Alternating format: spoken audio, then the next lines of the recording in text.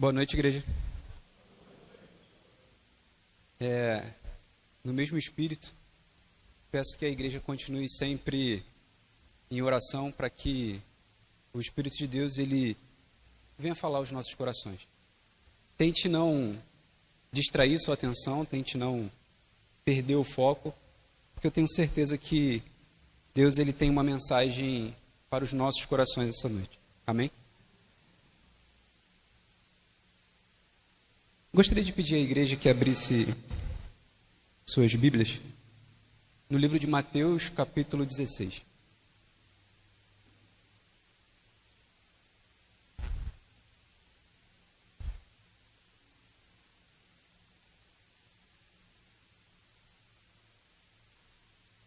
Versículo de número 13.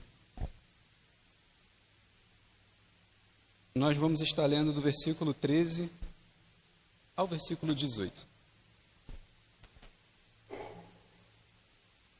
Mesmo na diversidade de versões, gostaria que nós lêssemos esses 5 versículos juntos. Ou também podemos acompanhar pelo Mateus 16, versículo 13. Pelo Data Show também.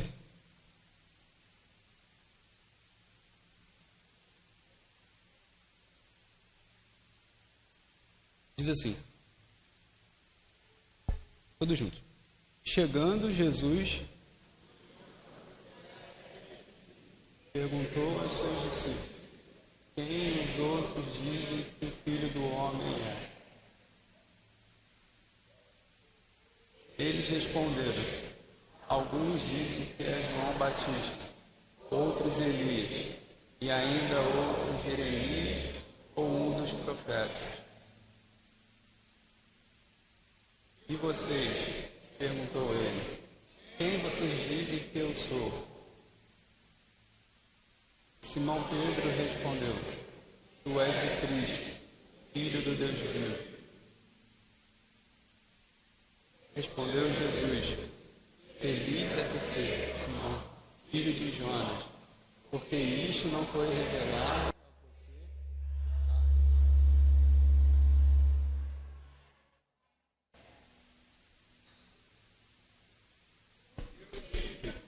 Você é Pedro, e sobre esta pedra edificarei a minha igreja, e as portas do Hades não poderão vencê-la. Amém. Poder sentar. Esse texto de Mateus 16 é um texto muito importante. Diria até que é uma virada de chave na vida de muitos discípulos. E como tema dessa noite, eu gostaria de tratar sobre a seguinte ideia, se é que a gente pode dar um tema. Diria assim, a centralidade de Cristo e a tribulação humana. A centralidade de Cristo e a tribulação humana. Jesus ele começa nesse versículo, na verdade, o autor, Mateus, ele diz que Jesus ele chega a uma determinada região de Cesareia de Filipe. Esse território era um território que pertencia ao norte da Palestina. Na verdade, essa região ficava, para a gente ter uma ideia espacial, ficava por volta de 190 quilômetros de Jerusalém. Jerusalém é uma cidade que a gente conhece já de algumas referências. E sobre essa região, sobre essa cidade, era um local que vivia sobre muitas influências de diversas religiões. Por exemplo, ali era um centro de culto a Baal, essa região de Cesareia de Filipe. Ela tinha alguns templos também dedicados ao deus grego chamado Pan, ao deus grego Pan. Ela era também uma importante cidade greco-romana naquela época. A população era bem diversa, entre sírios, gregos, mas na verdade predominantemente pagãos. Então Jesus ele está dentro desta cidade, puxando esse assunto com os discípulos. Um pouquinho sobre a cidade de Cesareia de Filipe. Por que, Cesareia de Filipe? Cesareia quer dizer que é em homenagem a César. E Filipe, ele foi, na verdade, Herodes Filipe, o tetrarca, ela foi construída por ele. e recebeu esse nome porque ele decidiu não apenas homenagear a si mesmo, mas também homenagear a César. César, ele foi César Augusto, o grande imperador César Augusto, responsável por estabelecer a Pax Romana, também conhecido como a Paz Romana. Ele viveu na verdade o governo dele foi entre 27 a.C. até 14 depois de Cristo. Mais ou menos esse foi o período de governo de César Augusto. Então, assim, em meio a todas essas superstições pagãs, em meio a toda essa idolatria aos deuses pagãos, idolatria ao homem, Jesus ele levanta duas simples perguntas aos seus discípulos. A primeira delas é: quem os outros dizem que o Filho do Homem é? E Jesus ele tenta pegar os discípulos pelo pé, talvez, se é que podemos dizer isso. Ele já começa dizendo: quem os homens dizem que o Filho do Homem é? Filho do Homem. E em seguida ele faz uma outra pergunta que é: e vocês? Quem vocês dizem que eu sou? Essas perguntas, elas são de demais importância tanto para os discípulos naquela época, como para nós hoje. Essa pergunta, ela não perdeu a validade, ela continua atual. Essa pergunta, ela continua sendo vital para nós. Quem nós dizemos que Jesus é? E você pode estar se perguntando, por que ela é importante para a gente? Ou por que ela é vital ou fundamental para cada um de nós? Pelo um simples motivo: a salvação, ela consiste em confessar a Cristo com a boca. Não sou eu que digo isso. Romanos, capítulo 10, versículo 9 ao 10 diz assim: se você confessar com sua boca que Jesus é Senhor e crer em seu coração que Deus o ressuscitou dentre os mortos, será salvo. Simples assim. Pois com o coração se crê para a justiça e com a boca se confessa para a salvação. Esse texto também ele é conhecido como a confissão de Pedro. É muito utilizado aí por algumas correntes católicas para defender até mesmo o papado, mas nós não vamos entrar nesse assunto hoje, não vamos caminhar por esse lado. Gostaria de reler alguns versículos que a gente já leu. Por exemplo, o versículo 13 e 14. Acompanhe na sua Bíblia, deixa a sua Bíblia aberta o tempo todo. Mateus 16, versículo 13.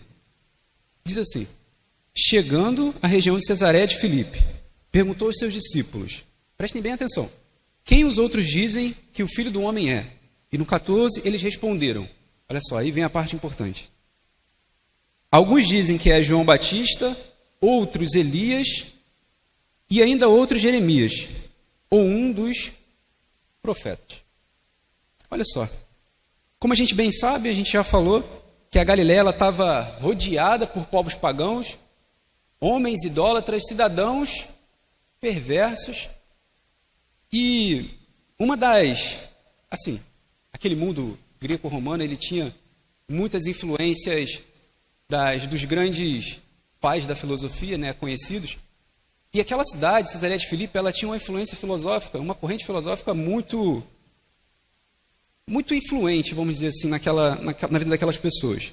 E uma das mais antigas e defendidas filosofias era conhecida como a mentepsicose, ou também conhecida como transmigração da alma. O que era isso? Se você pesquisar lá no Google, você vai achar esse terminho e você pode buscar mais informações sobre. Mentepsicose. Ou seja, as pessoas pensavam na possibilidade de alguém voltar dos mortos e viver no corpo de outra pessoa. Então isso era muito defendido nessa região de Cesareia de Filipe.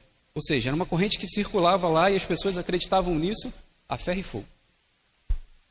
Então assim, daí a gente tira um pouco da ideia de por que o povo primeiramente falou que Jesus, na verdade, ele era João Batista, ou na verdade outros diziam que era Elias, e outros ainda falavam Jeremias, ou até mesmo um dos grandes profetas.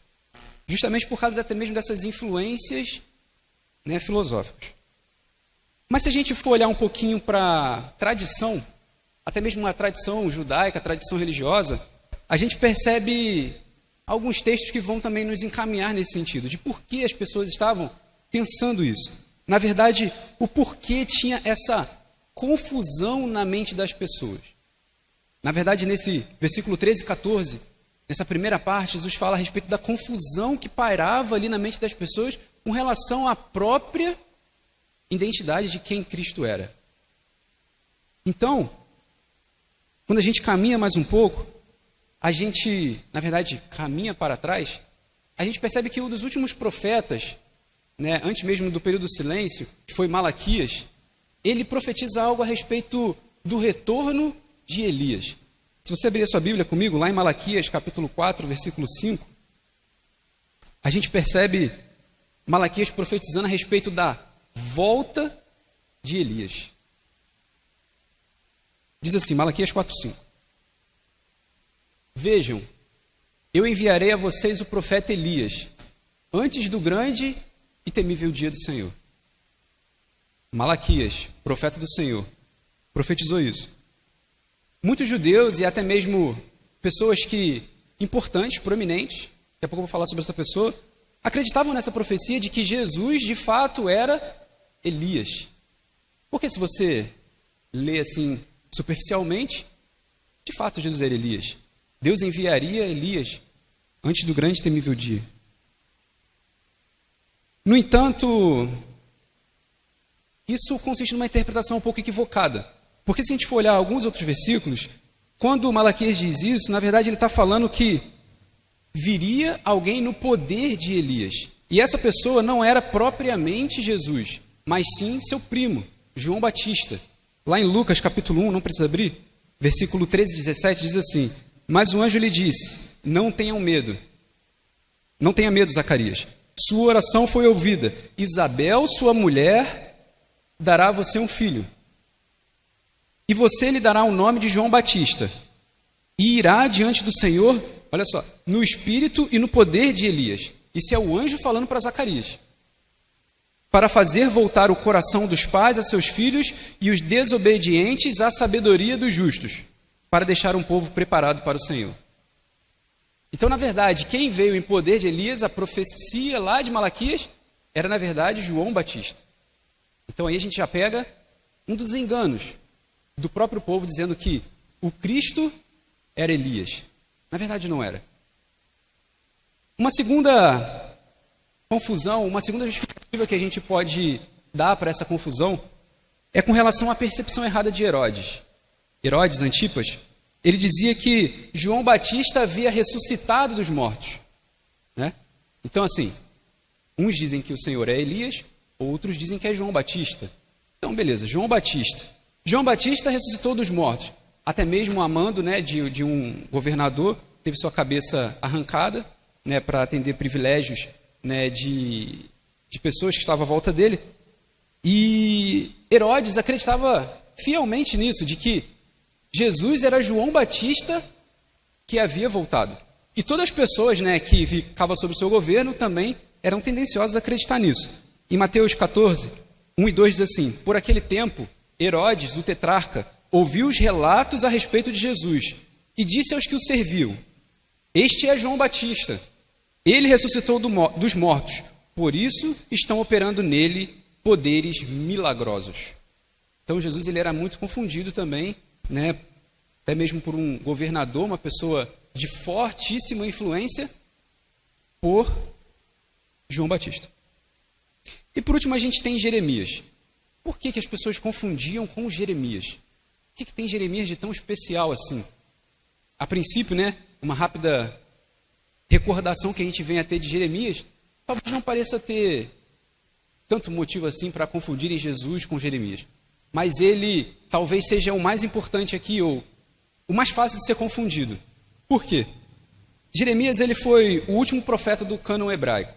Né, em ordem cronológica, a gente falando cronologicamente, ele foi o último profeta, na verdade, em ordem dos grandes profetas da Bíblia hebraica, desculpa.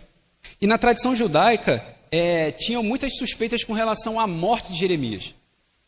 Parecido com o caso de Moisés, que não sabem se de fato ele morreu, ou se ele não morreu, não acharam o corpo. Então, tinha aquela dúvida se Jeremias de fato havia morrido. Isso na tradição judaica. E se a gente for olhar até mesmo para o sofrimento de Jeremias, conhecido como o profeta chorão, se assemelha, de certa forma, a Cristo.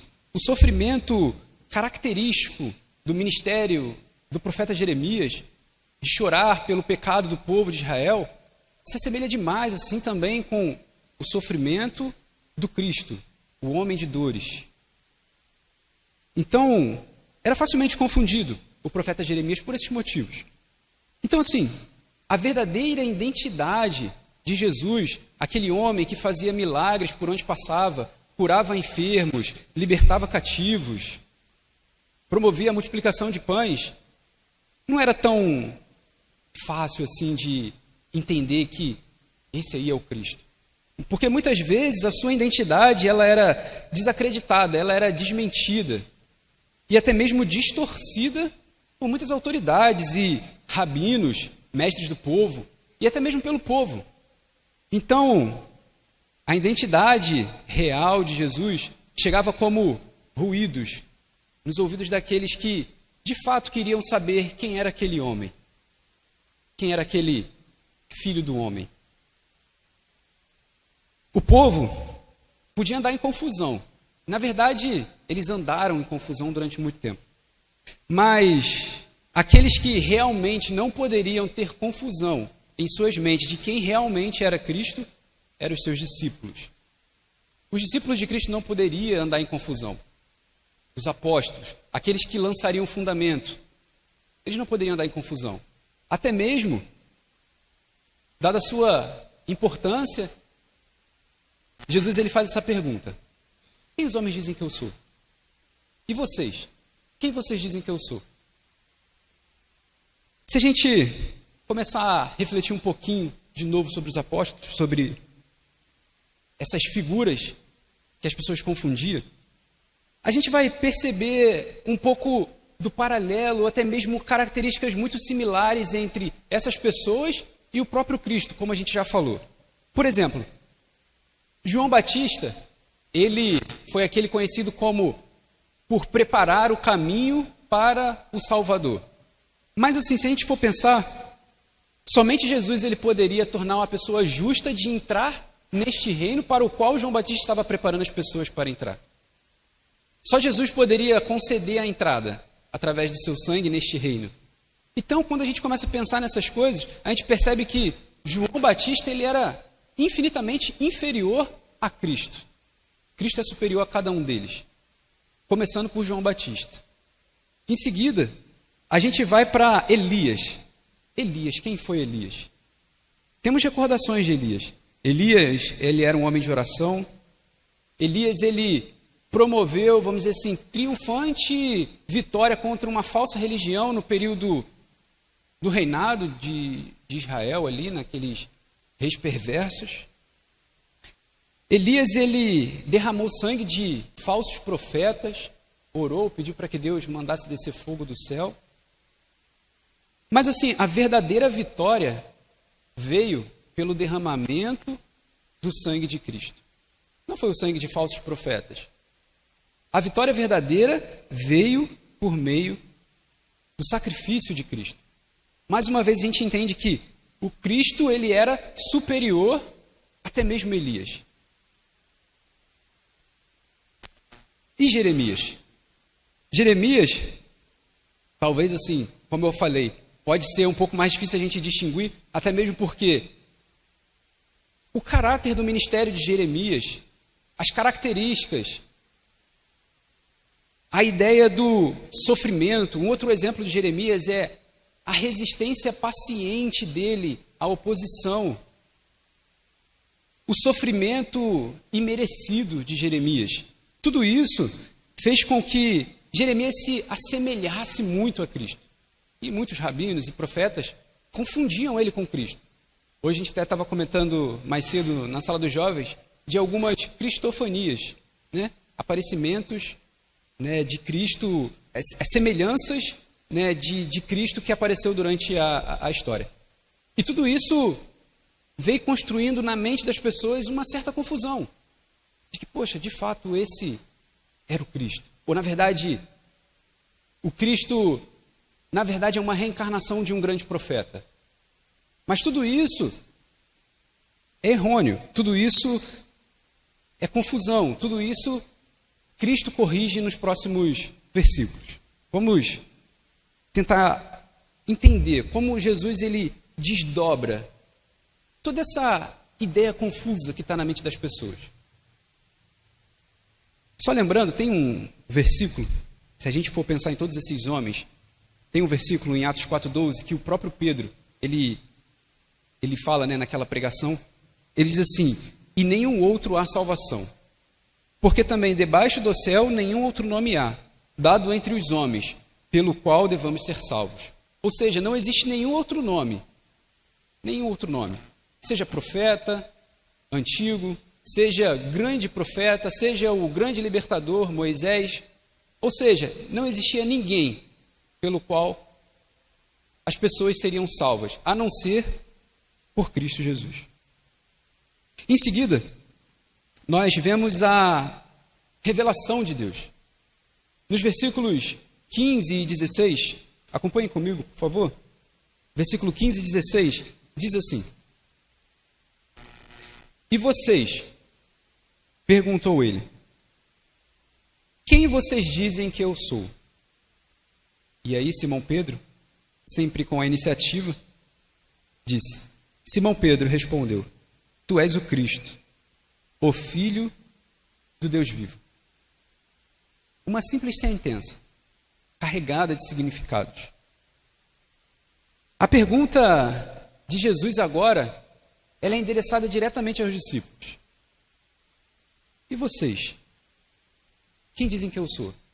Eu já entendi. Fizemos uma pesquisa aqui de opinião pública e vocês, de fato, sabem quem que as pessoas dizem que eu sou. Mas e agora Jesus fala: e vocês? Quem vocês dizem que eu sou? Pedro responde, Pedro dá uma resposta lúcida, uma resposta objetiva, uma resposta verdadeira, e ele diz que Jesus ele é o Messias. Jesus ele não apenas é um grande profeta, mas ele é o próprio Filho do Deus vivo. Jesus ele é o ungido de Deus, que na verdade é o que significa Cristo. Cristo significa o Messias, o ungido, o enviado por Deus.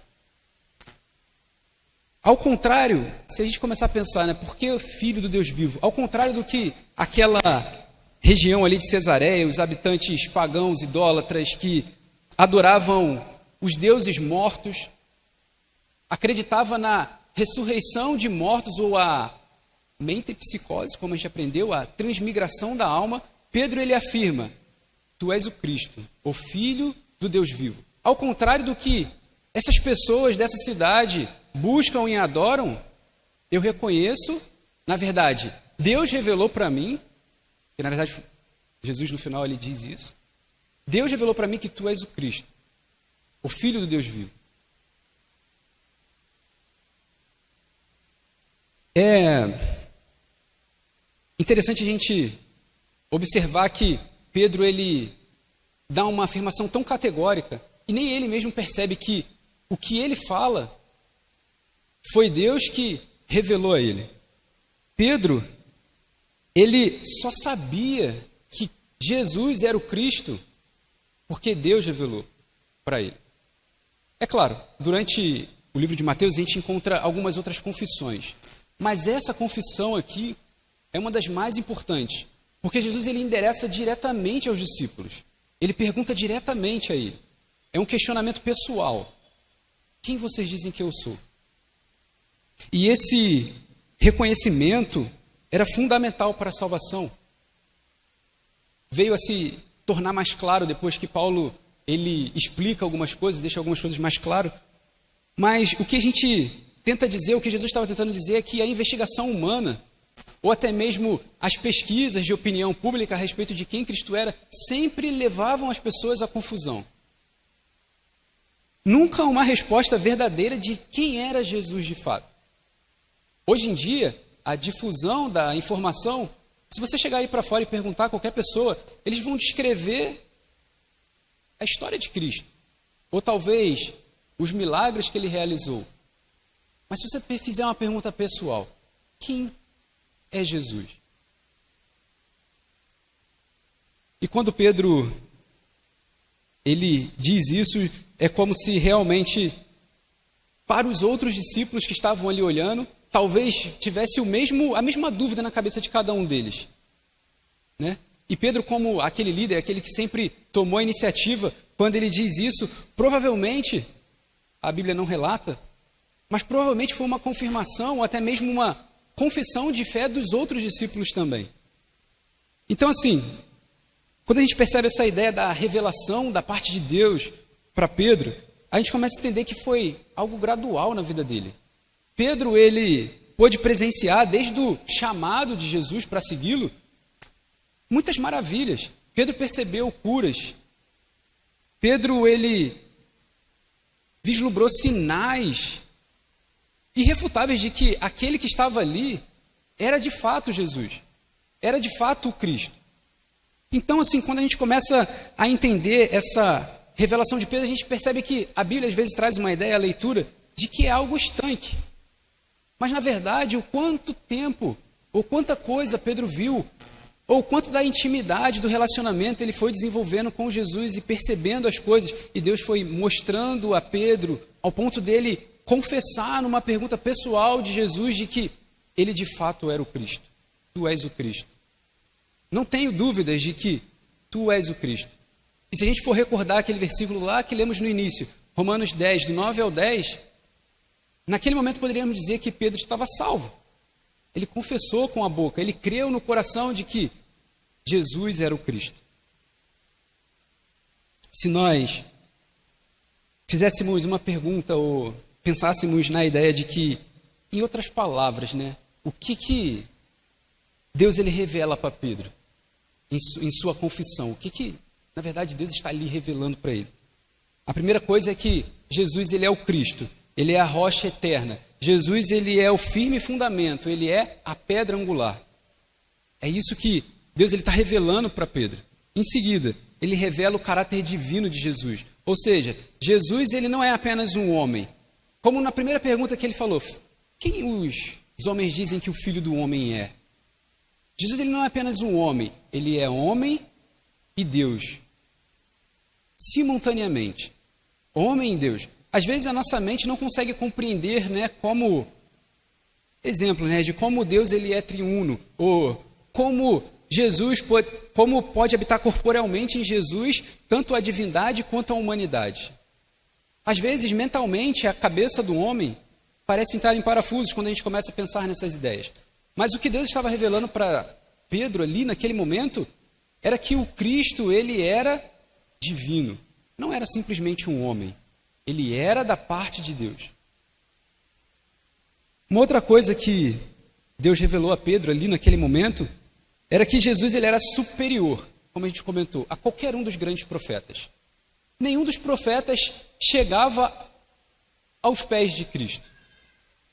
Cristo ele é, até mesmo como o próprio autor em Hebreus diz, ele era superior a todos os outros grandes profetas. Em quarto, Deus ele revelou também a missão salvadora de Cristo. Quando Pedro fala, tu és o Cristo, o Filho do Deus vivo, o Messias, o ungido, o enviado por Deus.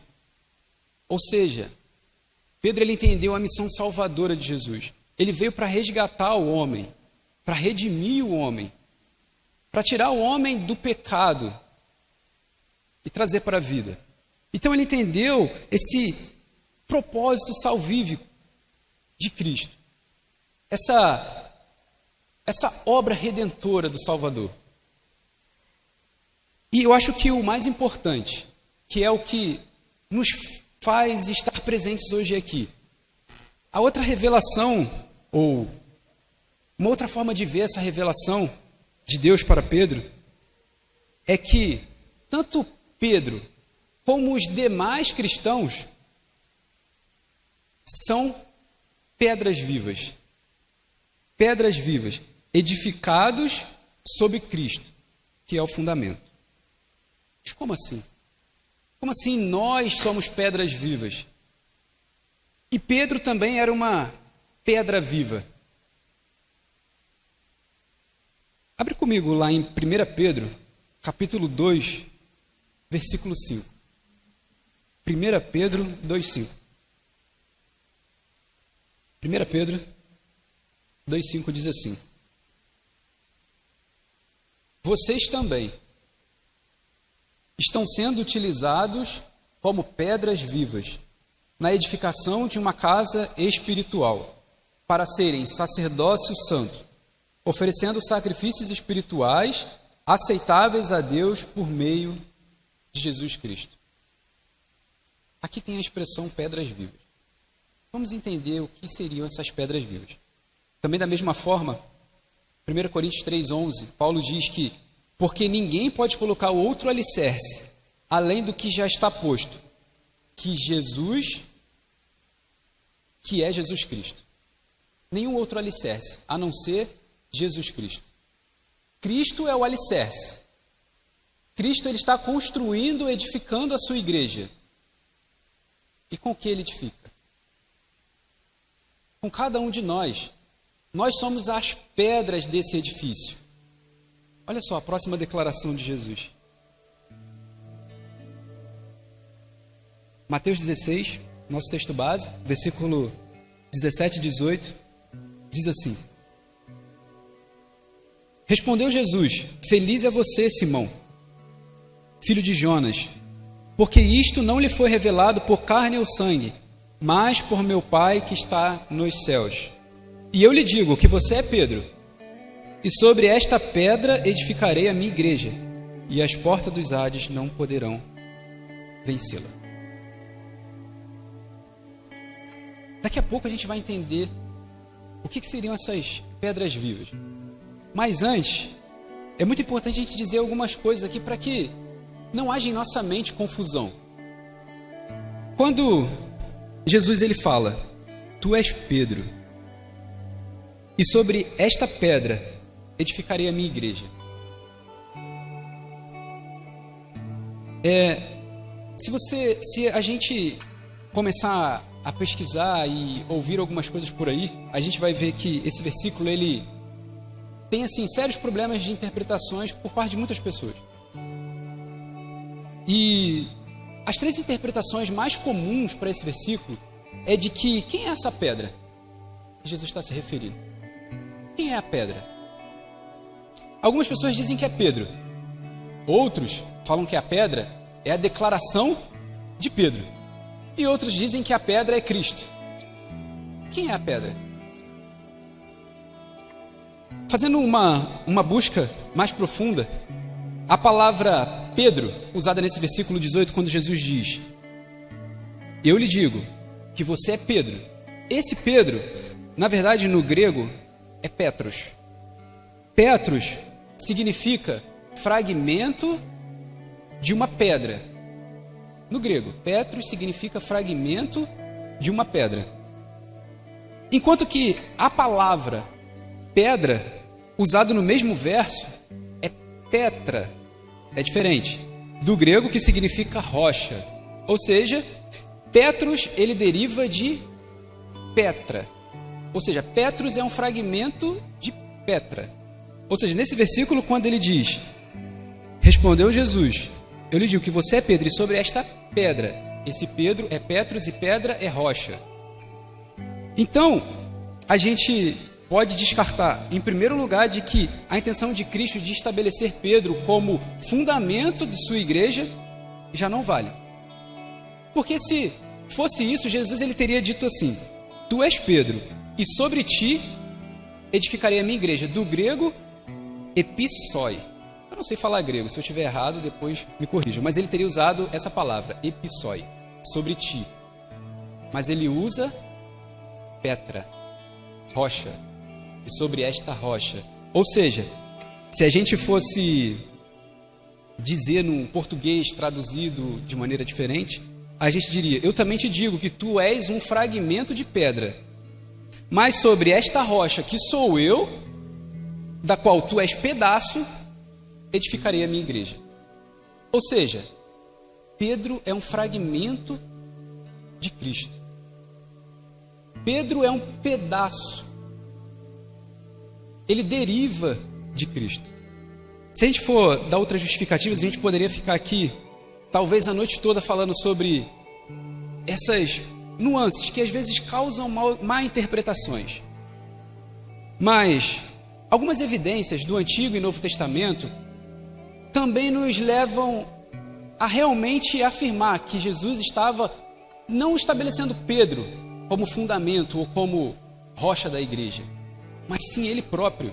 Porque quando Jesus fala rocha ali, ou Petra, na verdade, para os judeus instruídos ou para os judeus que tinham algum conhecimento a respeito das escrituras do Antigo Testamento, quando Jesus usa esse termo rocha, não é difícil para eles, naquele contexto histórico, naquele momento, compreender que era uma referência direta a Deus.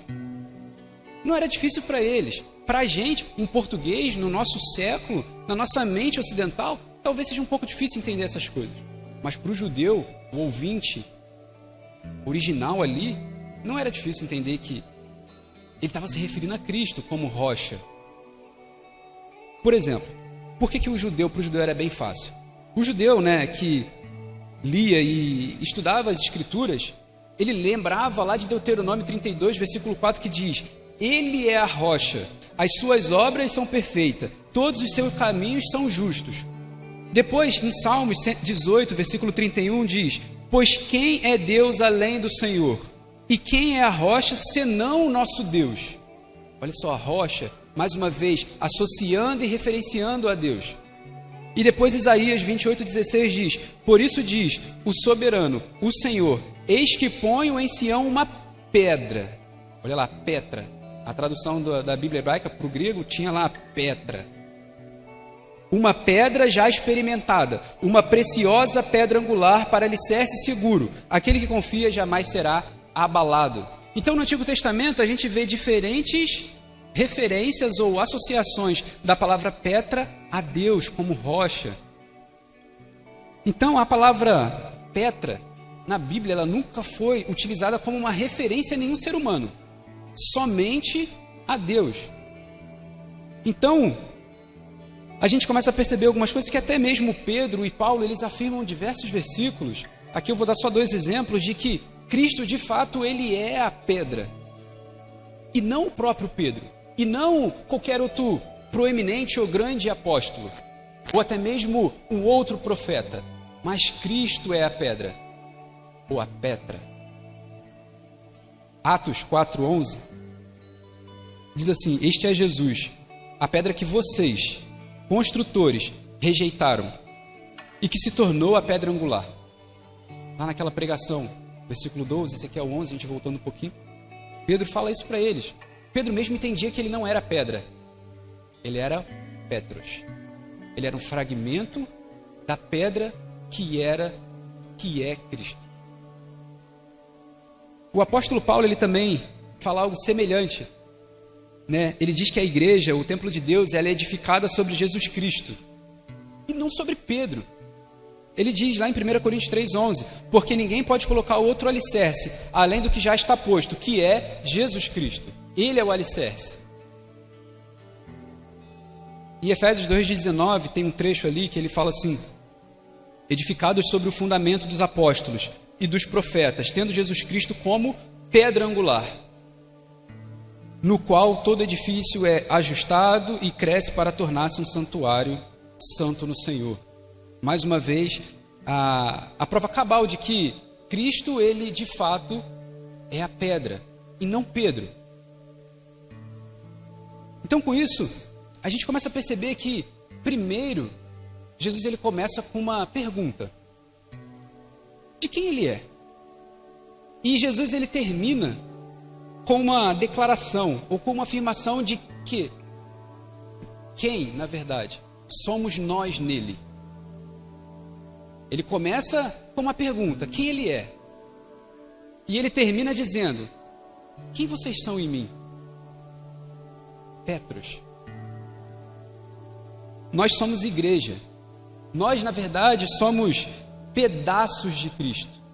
Nós, quando nós estamos separados de Cristo e um dos outros, nós somos simplesmente pedaços. Mas quando nós estamos unidos, nós estamos nós na verdade passamos a ser pedaços de Cristo e um dos outros, formando assim o verdadeiro edifício ao qual Paulo fala e que o construtor tem edificado. Então, a gente começa a entender um pouco daquele 1 Pedro 2,5, pedras vivas. Nesse versículo 18, como eu havia falado, é um versículo riquíssimo. E quando a gente começa a perceber mais algumas coisas, ele diz assim: eu lhe digo que você é Pedro, e sobre esta pedra edificarei a minha igreja. Olha só, igreja. Se eu perguntar, com certeza, vocês vão me responder que a tradução de igreja para o grego é eclesia, ou eclésia. Não sei falar grego ainda, mas seria essa. Então aqui é a primeira vez que Jesus usa a palavra igreja. Na verdade, é a primeira vez que aparece no Novo Testamento a palavra igreja, é aqui. Primeira vez, eclésia. Primeira vez. Então assim, geralmente, no Novo Testamento, em 90% dos casos que você vê a palavra igreja, está se referindo a uma comunidade local, a uma igreja física.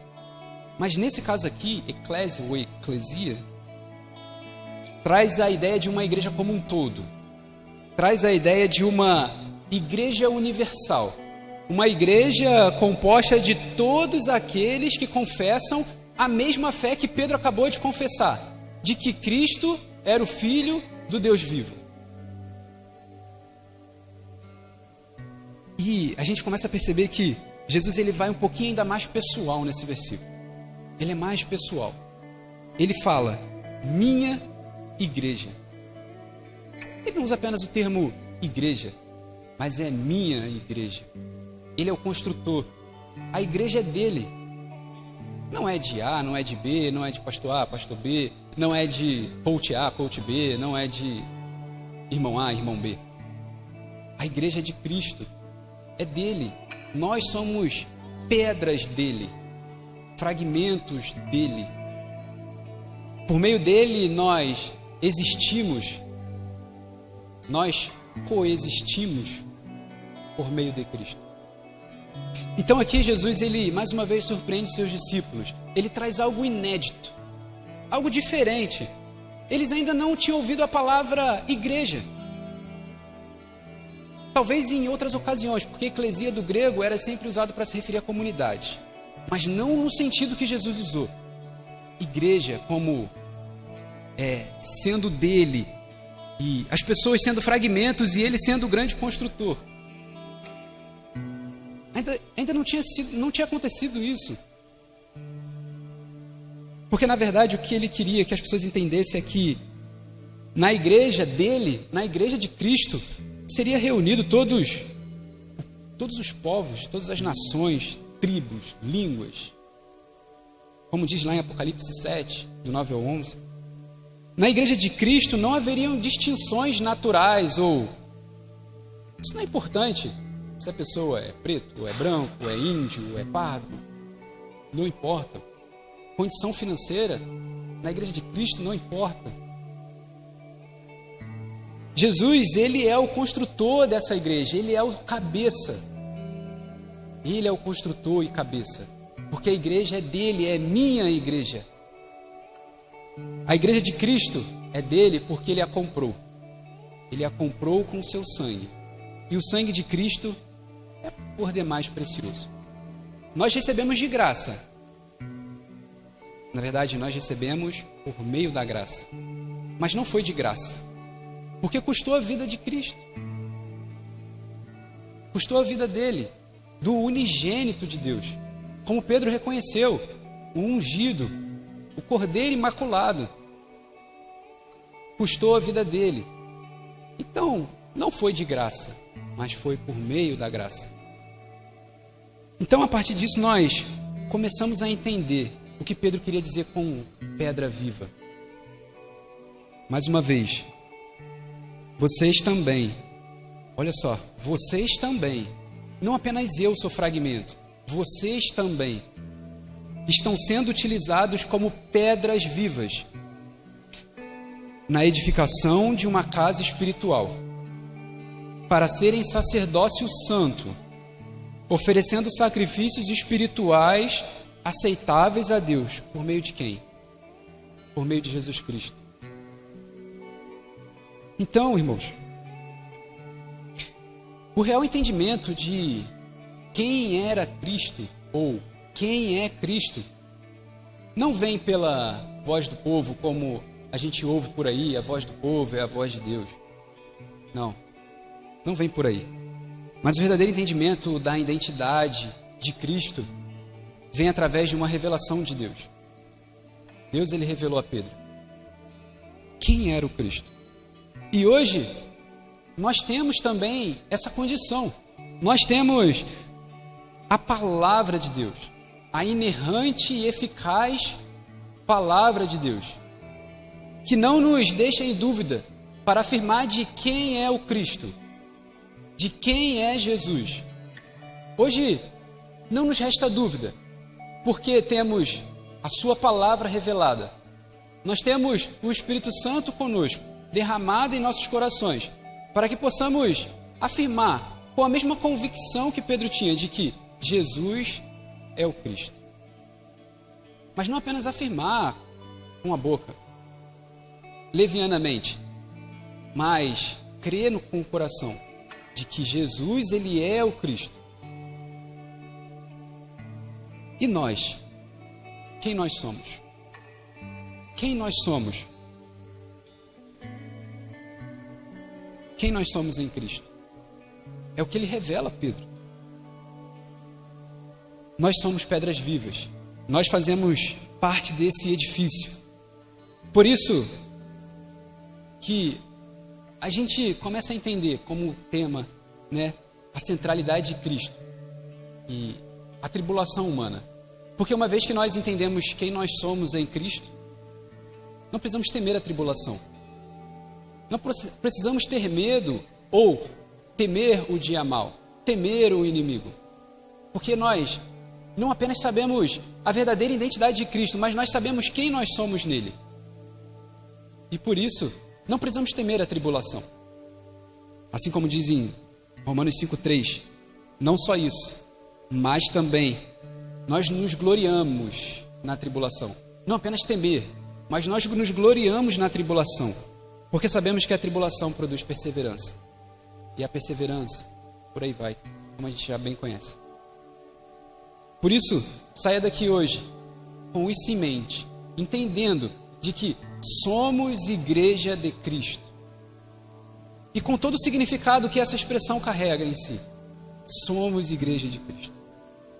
Tem uma canção que, enquanto eu refletia nesses textos, ela não saía da minha cabeça. Imagino que algum de vocês também tenham pensado nela, que é aquela música Filho do Deus Vivo, da Nívia Soares, pelo menos a letra, porque eu não sou bom de cantar, mas diz assim: Verbo vivo viveu entre nós, Filho do homem, Filho de Deus, curando os enfermos, livrando os cativos, era chegado o reino de Deus. Foi humilhado, crucificado, tão rejeitado pelos seus, ressuscitado, glorificado. O inferno e a morte venceu. E agora, quem dizem que tu és? Um profeta? Um agitador qualquer? Teu Espírito me revela quem tu és. Ungido de Deus. Tu és o Cristo, Filho do Deus vivo. Sobre esta rocha, tua igreja está. Tu és o Cristo, Filho do Deus vivo. Rocha inabalável, outro igual não há. Amém? Então, vamos orar para que a gente possa estar indo para nossas casas. Oremos. Senhor Deus e Pai, nós rendemos graças a Ti, ó Deus, porque o Senhor falou aos nossos corações, ó Deus. Nós não merecemos, ó Pai, a Tua graça. Nós não merecemos, ó Pai, o Teu favor, mas a Tua misericórdia, ó Deus, não tem fim, ó. E venho te pedir, ó Deus, que continue a revelar a nós, ó Deus, quem Tu és, para que a nossa intimidade, ó Deus, diante de Ti possa, a cada dia, ó Deus, está mais fortalecida. A gente pediu a Deus que perdoe os nossos pecados, as nossas inúmeras falhas, mas que o seu poder, ó Pai, venha ser forte a cada dia em nossas vidas. Tome, Deus, as nossas vidas em Tuas mãos, nos dê uma semana abençoada, essa oração que fazemos, em nome do Teu Filho amado Jesus. Amém.